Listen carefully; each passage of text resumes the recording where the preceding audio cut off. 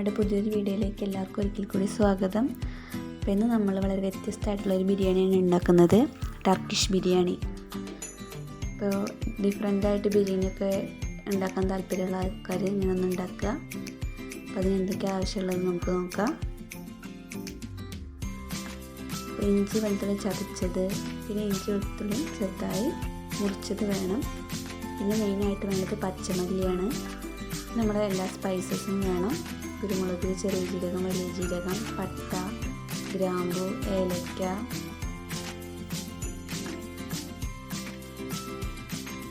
പിന്നെ ഇതാ 1 kilo basmati rice ഒരു അരമണിക്കൂർ വെള്ളത്തിൽ സോക്ക് ചെയ്യാൻ വെച്ചിട്ടുണ്ട്. ഒരു അരമണിക്കൂർ കഴിഞ്ഞിട്ട് ഇതൊക്കെ വെള്ളം വാരാൻ വേണ്ടിയിട്ട് നമുക്ക് മാറ്റി വയ്ക്കാം. അരമണിക്കൂർ കഴിഞ്ഞിട്ടുള്ള റൈസാണിത്. വെള്ളം പോകാൻ വേണ്ടിയിട്ട് നമ്മളൊരു പാത്രത്തിലേക്ക് മാറ്റിയതാണ്. ഇനി അതവിടെ ഇരിക്കട്ടെ. നമുക്ക് ചിക്കന് മാരിനേറ്റ് ചെയ്യാം. മാരിനേഷനൊന്നും അധികമില്ല, എല്ലാ മസാലയും കൂടെ ഒരുമിച്ചിട്ടിട്ടാണ് ഇത് ഉണ്ടാക്കുന്നത്. നമ്മൾ മറ്റേ ബിരിയാണി ഉണ്ടാക്കുന്ന പോലെ അത്ര റിസ്ക് ഒന്നുമില്ല ഈ ബിരിയാണി ഉണ്ടാക്കാൻ. അത് 1 കിലോ ചിക്കൻ നന്നായിട്ട് കഴുകി വൃത്തിയാക്കിയതാണ്. അതിലേക്ക് നമ്മൾ എല്ലാ സ്പൈസസും കൂടെ പച്ചയ്ക്ക് തന്നെ ഇട്ട് കൊടുക്കുക. പൊടിക്കുക, ചൂടാക്കി ഒന്നും വേണ്ട. ഇതെല്ലാം കൂടെ നമുക്ക് ഒരുമിച്ച് തന്നെ ഈ ചിക്കനിലേക്ക് ഇട്ട് കൊടുക്കാം.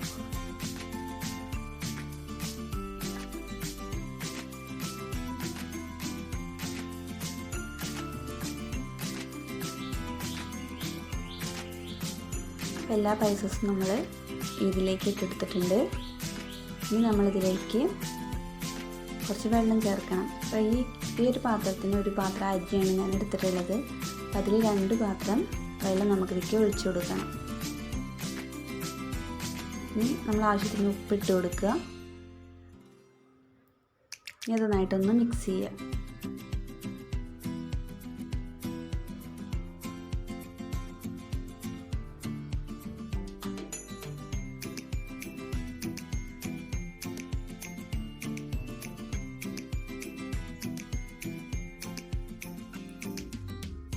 അതിലേക്ക് നമ്മൾ സവാളയും ഇഞ്ചിയും വെളുത്തുള്ളിയും കൂടെ ചേർത്ത് കൊടുത്തിട്ടുണ്ട്.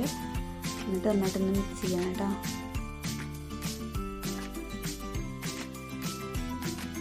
ഒരു മീഡിയം സൈസുള്ള സവാളയാണ് ഞാൻ എടുത്തിട്ടുള്ളത്. അത് വേവിക്കുക. ഈ ചിക്കൻ ഒരു പകുതി വേവാകുന്നത് വരെ നമ്മൾ വേവിക്കുക. ഇനി അതിൽ നമ്മൾ ചിക്കൻ മാത്രം ഒന്ന് കോരി മാറ്റുക.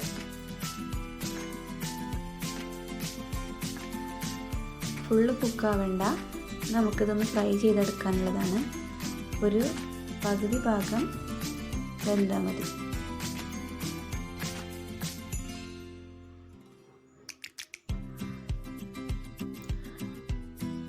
ഇപ്പോൾ നമ്മളത്തെ ചിക്കനൊക്കെ കോരി മാറ്റിയിട്ടുണ്ട്. ഇനി നമുക്ക് ചിക്കൻ വേവിച്ച വെള്ളം ഒന്ന് അരിച്ചെടുക്കണം. ഇനി ഈ വെള്ളത്തിലാണ് നമ്മൾ ആ റൈസ് കുക്ക് ചെയ്തെടുക്കുന്നത്. അപ്പോൾ നമുക്ക് ഇങ്ങനെ സ്പൈസസും കാര്യങ്ങളൊന്നും ആവശ്യമില്ല. അപ്പോൾ നമുക്ക് ഈ വെള്ളം ഒന്ന് അരിച്ചെടുക്കാം.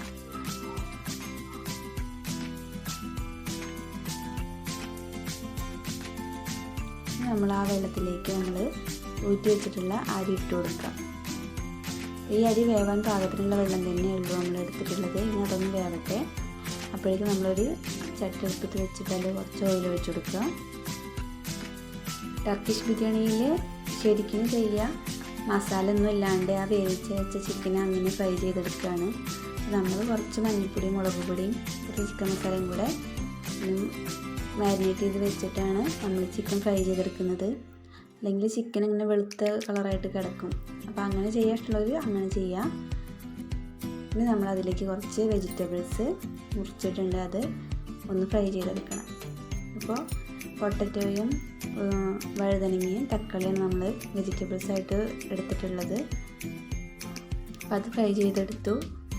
അപ്പോൾ തക്കാളി നമ്മൾ ഫ്രൈ ചെയ്യേണ്ട, അത് നമ്മളിങ്ങനെ ആ ചോറ് വെന്ത പാത്രത്തിൽ തന്നെ കുറച്ച് എണ്ണ ഒഴിച്ച് കൊടുത്തിട്ടുണ്ട്. എന്നിട്ട് അതിലേക്കൊന്ന് നിരത്തി കൊടുക്കുക.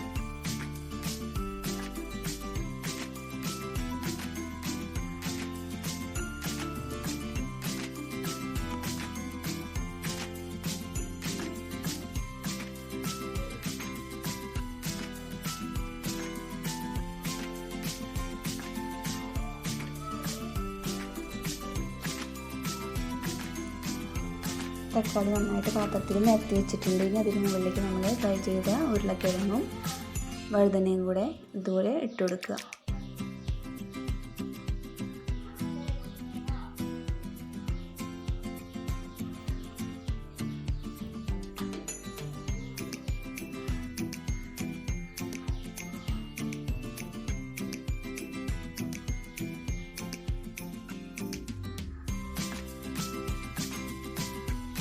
ഇനി ഇതിലേക്ക് നമ്മൾ കുറച്ച് മല്ലിച്ചപ്പും കൂടെ ചേർത്ത് കൊടുക്കുക. അതിനുശേഷം നമ്മൾ ഫ്രൈ ചെയ്ത് മാറ്റി വെച്ച ചിക്കൻ ഇതിന് മുകളിലേക്ക് ഇട്ട് കൊടുക്കുക.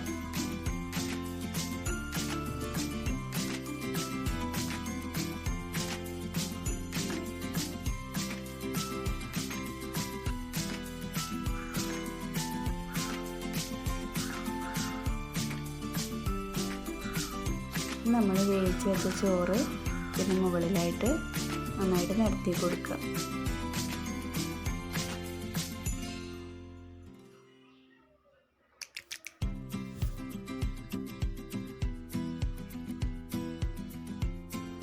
ചോറൊക്കെ നന്നായിട്ട് നിരത്തി കൊടുത്തിട്ടുണ്ട്. ഇനി നമുക്കിതൊന്ന് മൂടി വെച്ചിട്ട് 10 മിനിറ്റ് ഒന്നും കൂടെ മൂടി വെച്ചൊന്ന് അടുപ്പിൽ വെക്കണം.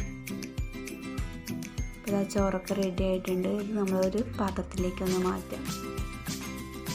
നല്ല മസാലയൊക്കെ നല്ല കളറായിട്ടുണ്ട്.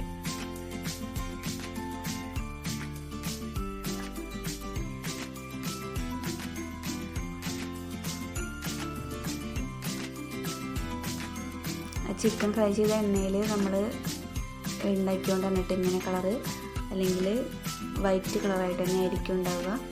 നമ്മൾ വെജിറ്റബിൾസ് ഫ്രൈ ചെയ്യുന്ന സമയത്തൊന്നും മസാല ഒന്നും ചേർക്കില്ല. അത് അങ്ങനെ പച്ചയ്ക്ക് ചേർക്കുക. ഇതാണ് നമ്മുടെ ടർക്കിഷ് ബിരിയാണി. അപ്പോൾ എല്ലാവർക്കും ഇഷ്ടപ്പെടും. എല്ലാവരും ഒന്ന് ട്രൈ ചെയ്ത് നോക്കുക.